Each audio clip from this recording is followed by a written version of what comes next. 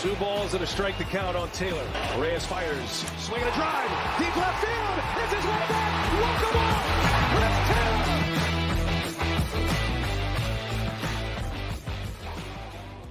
What's up, everybody? Welcome into DodgerHeads, presented by DodgerBlue.com. My name is Jeff Spiegel, joined today by DodgerBlue.com. Scott Geirman. Scott, Game 3. It's the morning of. You've got your pumpkin spice cold brew next to you. How are we feeling today? We nervous? We excited? Where we at?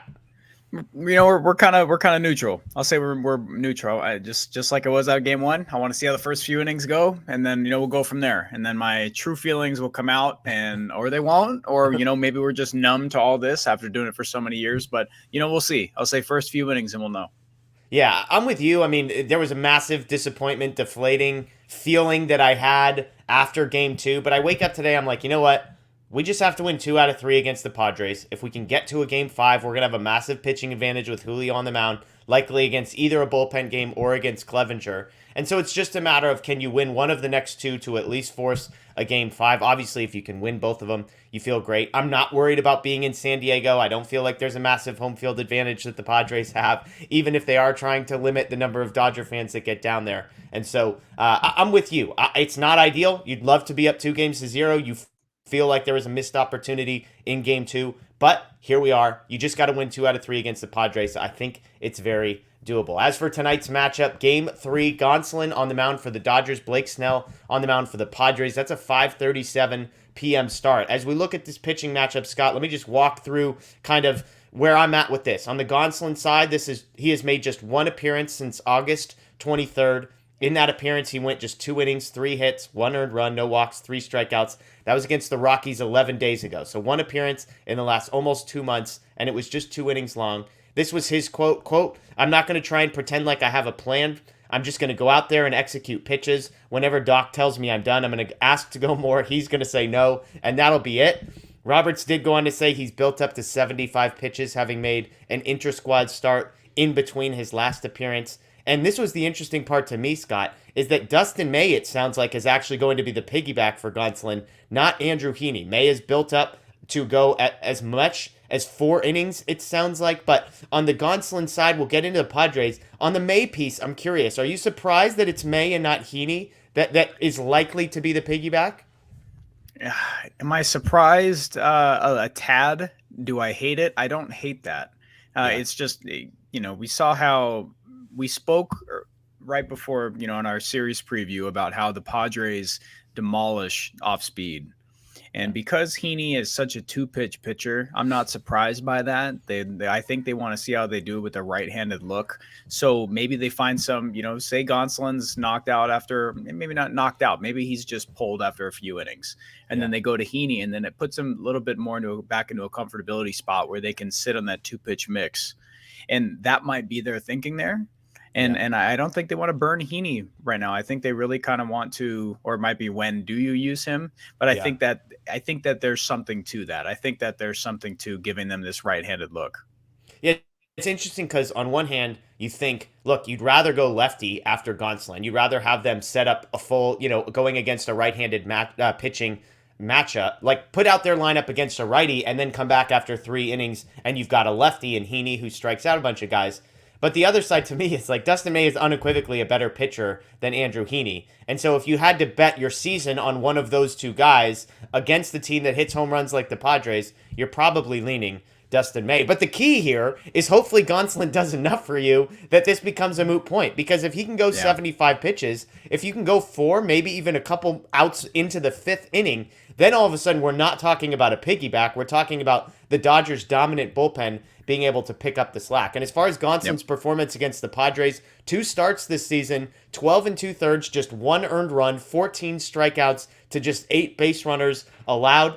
His first start was one of his best starts of the season. That was back early on in the season. His last start was August 5th, 5 innings, 3 hits, no earned runs for Gonsolin there. On the other side, Blake Snell takes the mound for the Padres. He's coming off a rough start in the wild card round.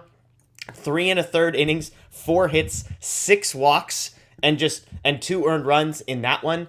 He's got a 3.38 ERA on the season, a 1.20 whip, but this was an important stat. Since July 1st, he has a 2.53 ERA. How about this? 133 strikeouts in 92 and 2/3 innings. In 3 starts against the Dodgers, numbers similar to that. The ERA not great, 4.5. The walks not great, 10 in 14 innings, but he does have 23 strikeouts in 14 innings for the Dodgers. So we know Blake Snell. We know the history that he has with the Dodgers. How do you feel just big picture, Gonsolin versus Snell? Do you feel like you've got an advantage in this matchup? Do you feel like you have a disadvantage, or do you think it's a push? I think it's a push to start. So I understand Gonsolin on the season has, numbers wise on the surface, he's been better, but Gonsolin hasn't pitched at all. He didn't pitch the entire month of September. He just had, I believe the 3 innings most recently. So we don't know. Blake Snell has, dealt with inconsistencies for his whole career. But when he's on, and we've seen it against the Dodgers in the playoffs and for most of the season. His most recent, besides the wild card game, his worst start was on September 10th against the Dodgers. Yeah. And he allowed 5 earned in that. And I believe it was at home. It was a home game for Blake Snell. So it was in Petco. And that was his last, really rough start. So I think it's a push for now. So I believe the Dodgers can do the same things that the Mets did and force him into some tough spots, maybe earn those walks. And just like it has been, they haven't cashed in on those runners in scoring position. That's king. So we'll talk about that. I have a little bit more to go on that in a minute. Yeah, I'm with you. I mean, I think I would say push as well. I think Snell, if both of these guys are firing on all cylinders, you probably lean Snell just because he's built up and he's not going to be on the pitch count that Gonsolin is on. But on the flip side, I think Snell has seen the Dodgers so often and they feel good about seeing him. I mean, he said 4.5 ERA, again, 10 walks in 14 innings. He had 6 walks and 3 1/3 in the wild card. If the Dodgers can get that pitch count up, draw some walks early on, it could swing that, I think, in the Dodgers' favor. And I just think Gonsolin's a wild card.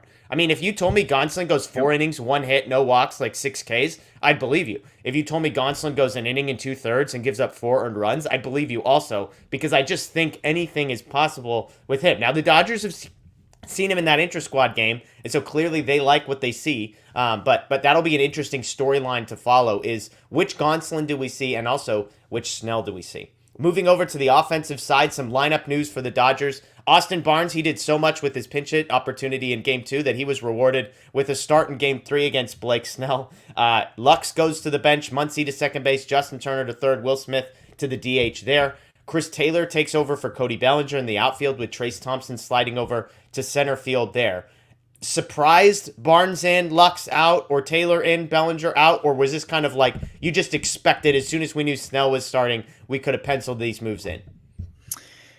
I mean, Barnesy and Blake Snell, name a better combo, man. Like, it's just, I'm not surprised that by big, that. that five at bat sample size that people love to talk about. I think that's a regular season sample size, but still.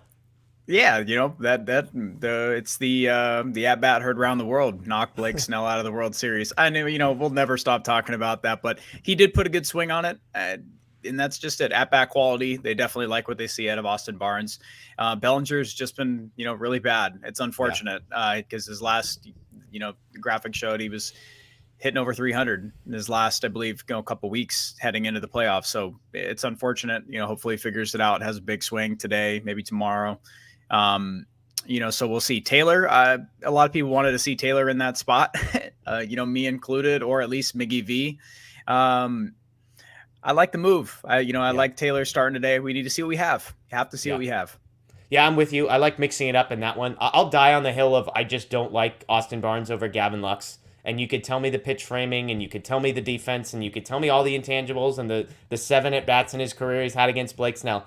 I just want Lux in that spot, and I hope that Austin Barnes doesn't come up in a big moment and let us down. If he does, I'll be as excited as the next person. I'm just saying the odds of that happening to me seem low. So that's the lineup news. Gallo and Vargas, the only 2 guys who have yet to see an at-bat in this series, or after this one will have yet to have seen an at-bat. Gallo did come in as a defensive sub. So Vargas, the only offensive player who hasn't seen anything yet this season.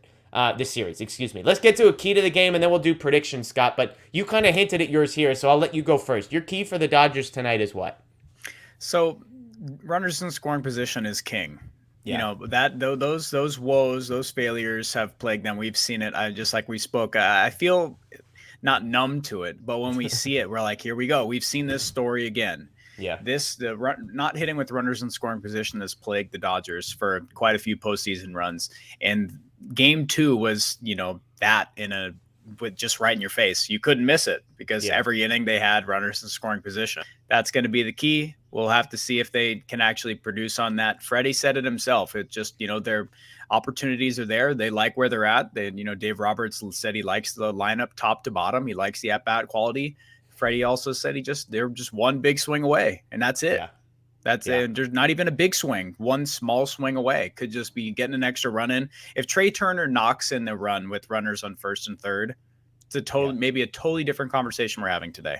Yeah. So it could be one big swing, one small swing, a sacrifice, whatever, what have you. They just have to get it done. Yeah. Yeah, I'm with you. The key for me tonight, I think, would be looking at Blake Snell's walk numbers. He highlighted it earlier, 6 walks and 3 1/3 in the wild card, 10 walks and 14 innings against the Dodgers this season.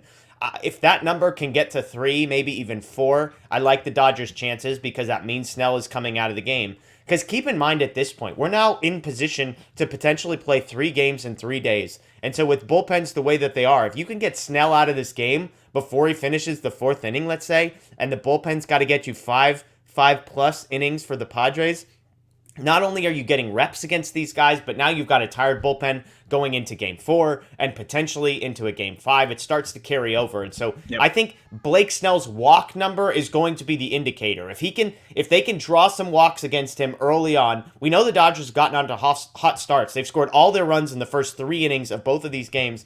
I think they can do that again. I think they get 2 runs in the first 3 innings. I think they can draw a few walks. And if we can get Blake Snell out of there before the 5th inning starts, I like the Dodgers' chances tonight, which leads us to predictions. Scott, I'll go first here. Again, I think the Dodgers jump out a little bit early. I think the offense gets going. I just find it hard to believe they're not going to show up. This isn't a woe is me team that's going to be like, oh my gosh, we're doomed, bad luck, blah, blah, blah. It's Freddie Freeman, it's Mookie Betts, it's Justin Turner getting in there and saying, guys, shake it off. Flush it down the toilet. It's a 3-game series. We've beaten these guys, 15 out of 21 times this 20 times this season. We can handle this. We can beat them. So I think the Dodgers offense gets going a bit. I think Gonsolin pitches well. This might be the same prediction I threw out in game 1, so we're going to recycle it. But I'm going to go 6-2 Dodgers, my prediction tonight. Padres have been a little hot and they've been able to hit. I think that, there's enough uncertainty there to think that the Padres can capitalize on a few and enough talent in the top of that lineup, maybe even threaded throughout. They've been swinging really well, came in with a lot of momentum. Man, Jeff, you're going to do it to me. Today, I'll say they'll win. Today, I say the Dodgers win. I'll go with Dodgers will win 5-3. We'll stick with that. Yeah. Scott and I both like the over. It sounds like 7.5 is the total with a little plus money on the over. So there you go. We both got the Dodgers winning. You came to a show called DodgerHeads, so I'm sure you're not necessarily surprised to hear that. Lots to come tonight, though. So let me give you a rundown real quick. We are going to be doing a live pregame show at 5:25. That'll be me for about 10 minutes before first pitch, going through some of the predictions, some of the game lines, some of the game props that I like. We'll just be chatting about the game, any last-minute lineup news that comes out. So that'll be 5:25 here on YouTube. Make sure you subscribe, ring the notification bell. We'll be here for that. We will also be doing right here on YouTube a live post-game show. Whenever this one ends, talking through, hopefully, a Dodgers victory, commiserating if it's a Dodgers loss, taking your questions, looking ahead to Game 4, all that kind of stuff. So live post-game show here, me, hopefully a guest, doing that one. Also, a live watch party back tonight, playback.tv/DodgerBlue1958. It's a slightly new address there. The old one works, but this one's just a little more simple. We're doing a live watch along tonight. We've got our tech issues figured out. I apologize if you hope to join us on Game 2. Their system was not letting me go on stage, so we've got it dialed. We've checked it out. Playback.tv/DodgerBlue1958, the entire game. Make sure you get there, 5:37 first pitch. So pregame show to the watch party, back to the postgame show. It's going to be a blast. Scott and I both have the Dodgers winning tonight, so hopefully we're right. That's Scott Geirman again from DodgerBlue.com. My name is Jeff Spiegel. As always, this is DodgerHeads, presented by DodgerBlue.com, part of the Blue Wire Podcast Network. And, of course, Game 3, NLDS, Scott, 5:37 p.m. Go Dodgers.